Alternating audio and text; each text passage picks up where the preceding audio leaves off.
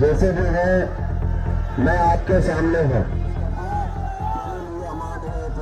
हमने ये भी कहा कि इलीगली डिटेन हुए थे, इनको हमारे को जो नोटिस देना चाहिए बाय लॉ, उन्होंने वो नोटिस नहीं दिया था। घाटकोपर एरिया में शांति है, कोई भी अफवाह आपके ऊपर, आप लोग अफवाह के ऊपर विश्वास ना कीजिए।